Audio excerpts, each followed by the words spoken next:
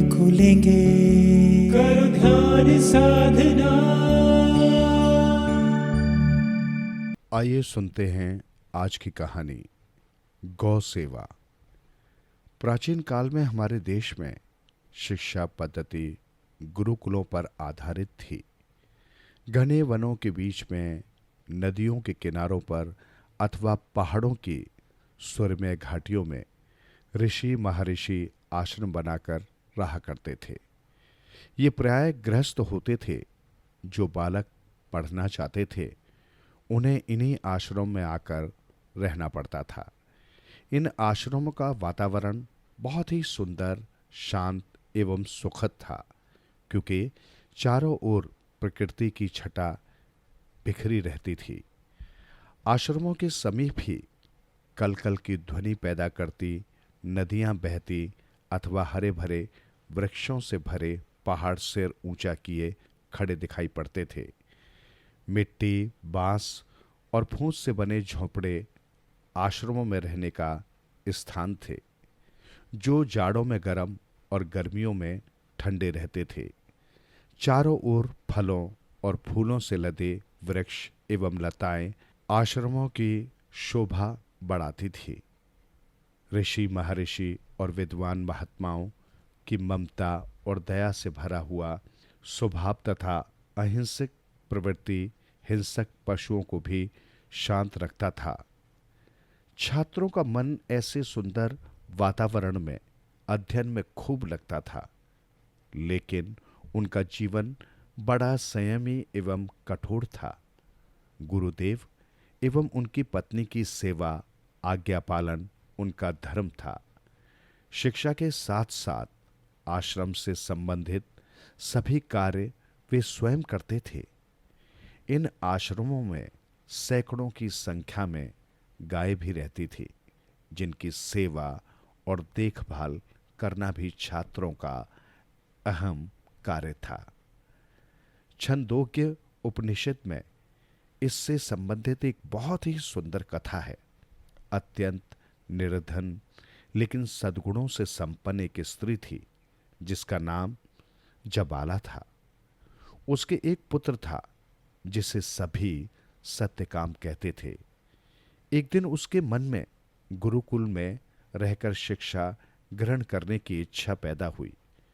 वो चाहता था कि परमपिता परमात्मा के विषय में वो जाने। उसने अपनी माता से अपनी इच्छा प्रकट की। माँ बहुत प्रसन्न हुई और उन्होंने सहर्ष गुरुकुल में पुत्र को जाने तथा अध्ययन करने की स्वीकृति प्रदान कर दी।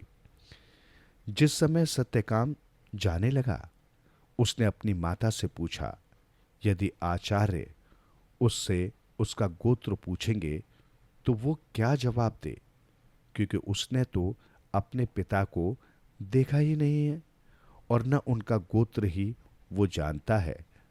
माँ बोली, बेटे, मुझे भी तुम्हारे गोत्र का पता नहीं है, क्योंकि जब तुम पैदा हुए थे तो घर अतिथियों से भरा रहता था। मैं सारे दिन उन्हीं की सेवा में लगी रहती थी। तुम्हारे पिता भी इतने व्यस्त रहते थे कि मुझे कभी ये फुर्सत ही नहीं मिली कि उनसे उनका गोत्र पूछ सकूं। इसलिए तुम अपने आचार्य से इतना कह देना कि मैं अपनी माँ जबाला का पुत्र सत्यकाम हूं। सत्यकाम इस उत्तर से संतुष्ट होकर आश्रम के लिए चल पड़ा। वह हरि दुर्मत गौतम ऋषि के आश्रम में पहुंचा और उनसे परमपिता परमात्मा को जानने की शिक्षा देने का आग्रह किया। ऋषि ने उससे उसका गोत्र पूछा। ब्राह्मण बालक ने मां के द्वारा बताया गया वही उत्तर कि वो सत्यकाम जबाला है बता दिया तथा बोला कि उसे अपने गोत्र का ज्ञान नहीं है। ऋषि उसके सत्य बोलने पर अत्यंत प्रसन्न हुए और बोले, तुम किसी बहुत ही सज्जन माता पिता की संतान हो, अतः जाओ, पहले कुछ समिधाएं लेकर आओ ताकि मैं तुम्हारा उपनयन संस्कार करूं, फिर शिक्षा की बात करेंगे। इस संस्कार द्वारा सत्यकाम को उन्होंने यज्ञोपवीत जनेऊ धारण करवाया तथा अपने आश्रम में रख लिया।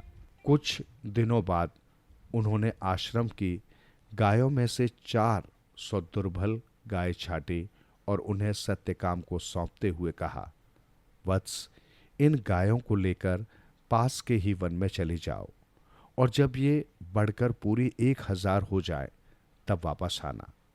उस समय मैं तुम्हें ब्रह्म के विषय में बताऊंगा। सत्यकाम तुरंत तैयार हो गया और उन गायों को लेकर वन में चला गया। दिन, माह और वर्ष बीतते चले गए, लेकिन सत्यकाम को गुरु की आज्ञा पालन अर्थात गायों की सेवा के अतिरिक्त और कोई काम नहीं था। वो 24 घंटे दिन और रात गायों का ध्यान रखता। उनकी सुरक्षा और उनकी देखभाल यही उसकी तपस्या थी। हिंसक जानवरों से उन्हें बचाना तथा उनकी भूख प्यास का ध्यान रखना यही उसका धर्म, पूजा पाठ तथा योग साधना थी।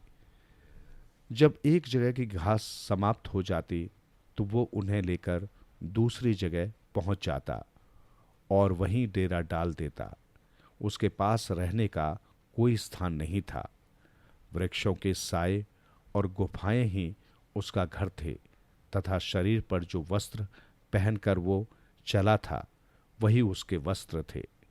भोजन का भी कोई ठिकाना न था। गायों का दूध और जंगल के फल ही उसका भोजन थे।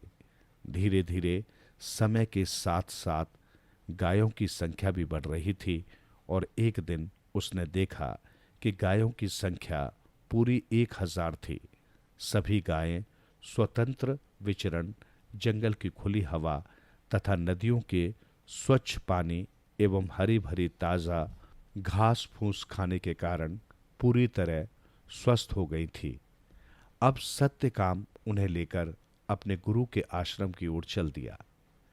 गायों का निरंतर ध्यान, शुद्ध एवं शांत वातावरण, गौदुग्ध एवं फलों के आहार ने सत्यकाम को पूरी तरह एकाग्र एवं अंतर्मुखी बना दिया था।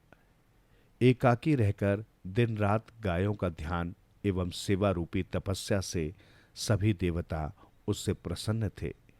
उन्होंने रास्ते में भिन्न भिन्न रूपों में आकर उसे ब्रह्म के विषय में उपदेश दिए। सर्वप्रथम एक सांड गायों में से ही आया और फिर अग्निदेव, हंस तथा जलमुर्ग एक एक करके उसके पास आए और उसे बताया कि इस सारी सृष्टि, इस ब्रह्मांड का रचयिता ब्रह्मा कौन है। उन्होंने उसे साक्षात अनुभव भी करा दिया तथा अंतर्ध्यान हो गए। सत्य काम के चेहरे पर ब्रह्म ज्ञान का अनुभव करके एक तेज प्रकट हुआ। उसके नेत्रों में चमक और वाणी दीर्घ गंभीर हो गई। उसकी चाल ढाल बदल गई। जब वो गायों को लेकर आश्रम में पहुंचा और उसने अपने आचार्य के चरण छूकर बताया कि गायों की संख्या उनके आदेशानुसार 1000 हो गई है तथा वे सभी स्वस्थ, निरोगी एवं हष्ट-पुष्ट हैं। आचार्य अत्यंत प्रसन्न हुए। उन्होंने उसके चेहरे के तेज और आंखों की चमक को देखा और आश्चर्यचकित रह गए। सत्यकाम के ये कहने पर कि अब आचार्य उसे ब्रह्मज्ञान का उपदेश करें। आचार्य ने कहा, अब तुम्हें उसकी आवश्यकता नहीं है, क्योंकि तुम्हारे चेहरे से ये ज्ञात होता है कि तुम्हें सत्य का ज्ञान प्राप्त हो गया है। ये बताओ कि तुम्हें किसने सत्य का ज्ञान दिया। सत्यकाम ने सारी घटना सुनाई और बताया कि कैसे देवताओं ने विभिन्न रूपों में आकर उसे सत्य का उपदेश दिया था, लेकिन वो फिर भी उससे संतुष्ट नहीं है। वो तो अपने आचार्य के मुख से ही सत्य को, ब्रह्म को जानना चाहता है, क्योंकि आचार्य के द्वारा जो विद्या प्राप्त होती है वास्तव में वही श्रेष्ठ है। इस प्रकार उसने देवताओं से भी अधिक अपने आचार्य को महत्व प्रदान किया। आचार्य ने भी प्रसन्न होकर उसे पुनः वही सब समझाया जो देवताओं ने उसे बताया था। इस प्रकार सत्यकाम पूर्ण ज्ञानी होकर वापस अपनी माँ के पास आ गया और शांति एवं संतोष के साथ अपने धर्म का पालन करने लगा।